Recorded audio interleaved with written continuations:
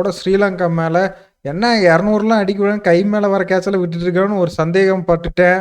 முடிஞ்சிச்சு. இவங்க பாகிஸ்தான் வரத்துக்கு உள் வேலை பண்றாங்களோ, ஒரு வேலை இருக்குமோன்னு நினைச்சேன். அதான். அப்படிலாம் நீங்க அப்படிலாம் இல்ல. என்னட்ட சொல்லிட்டே வந்தீங்கல்ல. ம். என்னடா இது மேட்ச் பிக்சிங்கா? காசு கீசு குடுத்துட்டானுங்களா? ம். பாகிஸ்தான் மாரி தெரியலையே 216 ரன் அடிக்கிறானுங்க. கைக்கு வேற கேட்ச்லாம் விடுறானுங்களே. அப்படின்னு. அதுவும் ஒரே ஓவர்ல தர்ஷன் ஓவர்ல பேக் டு பேக் பால் வந்து ம். கைக்கு வேற கேட்ச் வந்து துணிச்சொல்ல விட்டாரு. ம். அடுத்து கைக்கு வர கேட்ச புடிச்சிட்டு 6 லைன் மிதிச்சாரு. ம். ஒரு கேட்ச் வந்து இவரு ஓவர்ல தீக்ஷனா ஓவர்ல கேட்ச் வந்து அப்பீல் கேட்கல. அப்படின்னு சொல்லிட்டு ஏகப்பட்ட அலிகேஷன் இருந்துச்சு. அதுதான் சொல்றேன். எனக்கு அதெல்லாம் பார்த்தது சந்தேகம் வந்துச்சு. சரி ஒருவேளை உள்குத்து ஏதோ செஞ்சுட்டாங்களாட்டிருக்குன்னு நினைச்சேன். ஆனா பேட்டிங் பார்த்தோன்னே இன்னொன்னு சொல்றேன். ஃபக்கர் ஜம்பனி நான் ஒண்ணு சொல்றேன். காலம் போன கடைசியில என்ன ப்ரோ? ஃபக்கர் நசீம் ஜம்பனி ஷாட் ஓபன் இருந்தான். இறங்கி என்ன பண்ணிட்டு இருக்கீங்க? இதெல்லாம் அப்ப பண்ண வேண்டியது. பக்கர் ஆமா. இப்ப போய் பண்ணிட்டு இல்ல இருக்கீங்க. டாக்டிக்கல் மூவ்லாம் நீங்க டோர்னமெண்ட் விட்டு வெளிய போற அன்னைக்கு தான் பண்றீங்களா? பக்கார் சமான் ஒரு தூக்கி ஓப்பனிங் விட்டுட்டு பாபர சம டிராப் பண்ணிட்டு ஸ்ரீலங்கால இது ஒரு ஸ்ரீலங்கா ஆடின மேட்ச்சுக்கு பயங்கர சப்போர்ட். ஸ்ரீலங்கா ஆடின மேட்ச்சுக்கு மட்டும் இன்னைக்கு பாருங்க ஸ்டேடியமே ஃபுல்லு. இதே ஸ்ரீலங்கா வந்து இந்த ஆடியன்ஸ் ஸ்டேடியம் ஃபுல் பண்ற ஆடியன்ஸ்க்கோசரம் ஒரு மேட்ச் இந்த இன்னைக்கு ஆடின மாதிரியே இன்னைக்குமே ஒரு 30 ஓவர் மோசமாடி கடைசி 10 ஓவர் நல்லா விளையாண்டாங்க. இந்த கடைசி 10 ஓவர் ஆடின கிரிக்கெட்ட மீதி 3 மேட்ச் அதாவது சூப்பர் 8ல வந்து மீதி 2 மேட்ச்ல ஒழுங்கா ஆடியிருந்தா ஸ்ரீலங்கா ஃபேன்ஸ் சந்தோஷப்பட்டுருப்பாங்க, கிரிட்டிக்ஸ் நாமளும் சந்தோஷப்பட்டிருக்கலாம். சூப்பர் 8 சூப்பர் 4க்குலாம் வர வேண்டிய நல்ல டீம் தான். அந்த ஆஸ்திரேலியாவோட வெற்றில பீக்கு சந்திச்சதுனால வந்து போயிடுச்சு.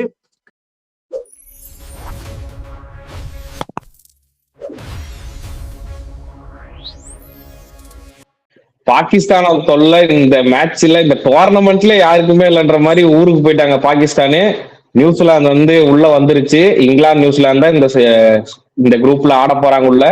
இந்த வீடியோ பார்த்தீங்கன்னா பாகிஸ்தான் ஸ்ரீலங்காவோட போஸ்ட் மேட்ச் ரிவ்யூ தான் பார்க்க போறோம். மறக்காம சப்ஸ்கிரைப் பண்ணாம பாத்தீங்கன்னா சப்ஸ்கிரைப் பண்ணிட்டு பாருங்க. என்ன ஆச்சு மேட்ச்ல? ஆக்சுவலா அது மட்டும் சொல்லிடுறேன், நேத்து பேசின அளவுக்கு மோசமா இல்ல. அது வரைக்கும் ஒரு மன திருப்தியா இருந்துச்சு இந்த மேட்ச் எனக்கு. இல்ல நான் இன்னும் நேத்து பேசணும் அப்படி இப்படின்னு.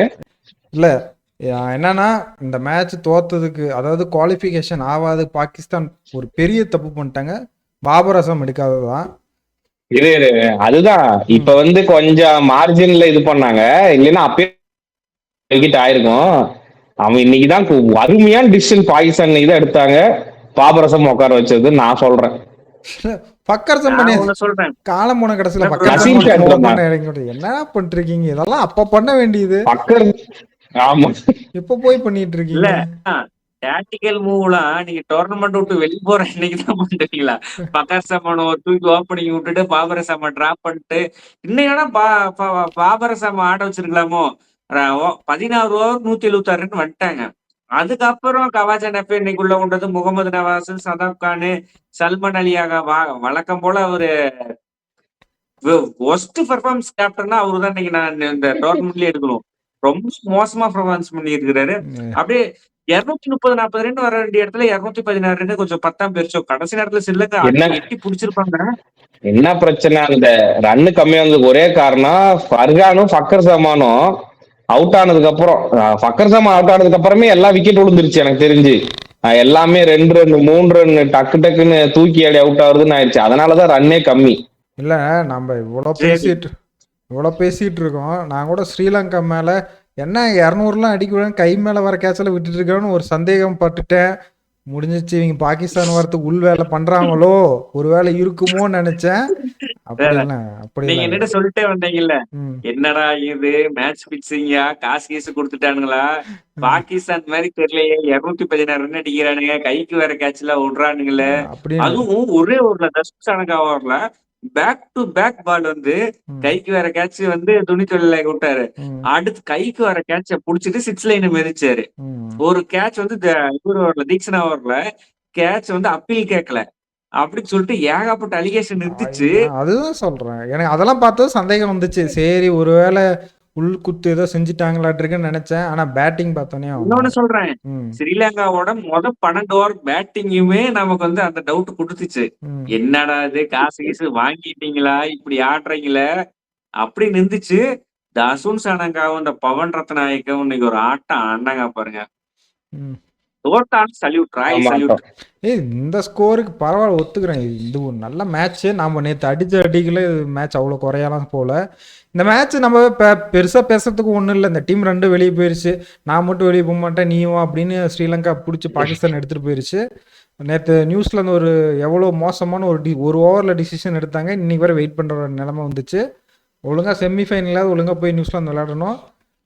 என்ன நல்லா இந்த டீம் 2 டீம் நல்லா எது எடுத்துக்கணும்னா, ஃபக்கர் ஜமான் மாதிரி ஒரு எக்ஸ்பீரியன்ஸான பிளேயர்லாம் வந்துட்டு மிடில் ஆர்டரில் போட்டு கன்ஃபியூஸ் பண்ணிக்கிட்டு இந்த மாதிரி ஸ்ட்ராட்டஜி எரர் தான். அந்த பாகிஸ்தான் பண்ணது ஃபுல்லாமே ஸ்ட்ராட்டஜி எரர் தான் பண்ணுச்சு. ஸ்ரீலங்கா எல்லாமே ஃபீல்டிங்லேயே மேட்ச் விட்டுச்சு. இந்த இது பார்த்தீங்கன்னா நம்ம 1000 என்னென்னமோ காரணம் சொல்லலாம், ஆனால் ஃபீல்டிங்கும் ஒர்ஸ்ட்டாக இருந்தது. சரி அதெல்லாம் விடுங்க, எல்லாம் வெளியே போயிடுச்சு. இந்த ஒன்றும் பெருசாக பேசுறதுக்கு இல்லை. இவங்களை மட்டும் நம்ம பேசி திரும்ப பேசி என்ன அவுட் ஆஃப் த டோர்னமெண்ட், அவ்வளோதான் முடிஞ்சது. கடைசி என்ன வரப்போகுது, சூப்பர் 8ல் வெளியே போயிட்டாங்கன்னு வரப்போகுது, அவ்வளோதான்.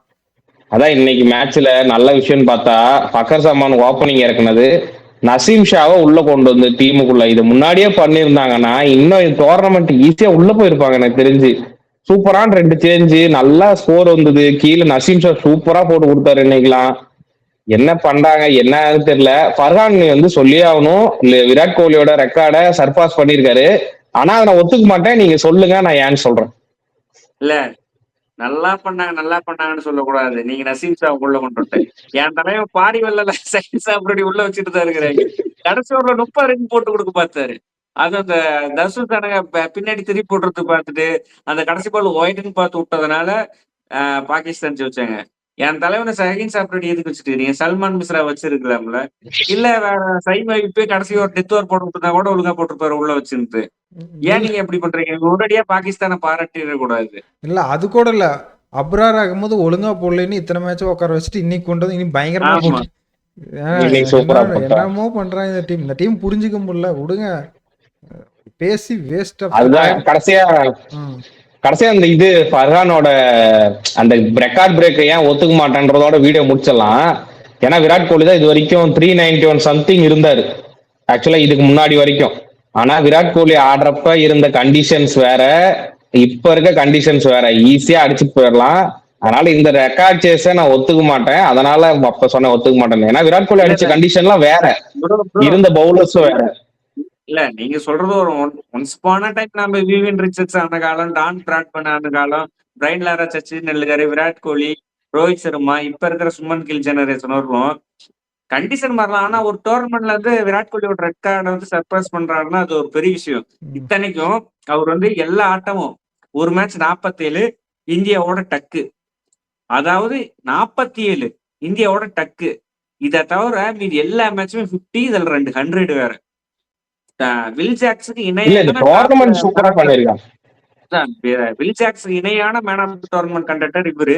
கடைசியா வீடியோ முடிக்கிறதுக்கு முன்னாடி இந்த பவன் ரத்நாயக்காவும் இந்த தசுன் சனகாவும் கேப்டன் இன்னிங்ஸ் கேவலமா நாமளும் பேசினோம், எல்லாரும் பேசினாங்க தசுன் சனகாவை. இன்னைக்கு ஒரு அடிச்சாரு. எனக்கு பழைய இந்த ஹெசேல் விட்ட ஒரு மேட்ச் 24 ரன் அடிக்கணும் கடைசி ஓவர்ல அடிச்சு ஜெயிக்க வச்சாரு. அந்த தசுன் சனகா தெரிஞ்சாரு. தேவையில்லாத ஒரு லேப் ஷாட்டுக்கு போயிட்டு அது ஒழுங்கா படல.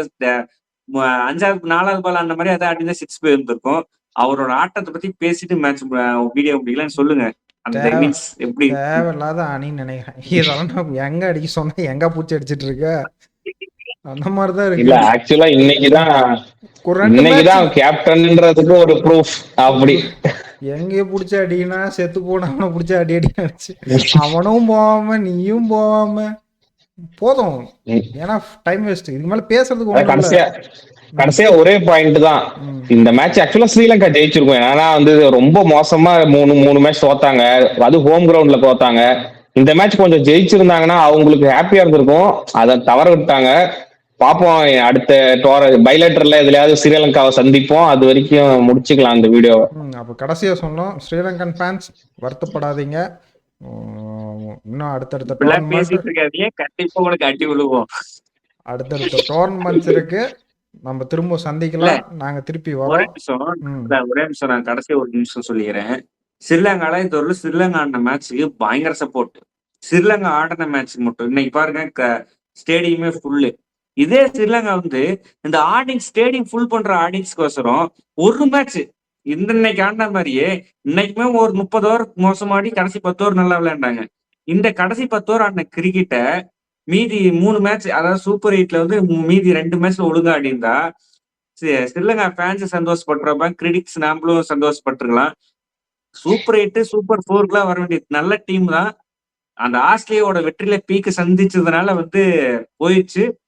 பார்ப்போம் ஸ்ரீலங்கா வந்து 27 அடுத்து 28 வேர்ல்டு கப்ல என்ன பண்றாங்கன்னு. இதோட வீடியோ முடிச்சுக்கலாம். பொறுத்தவரைக்கும் பார்க்கலாம்.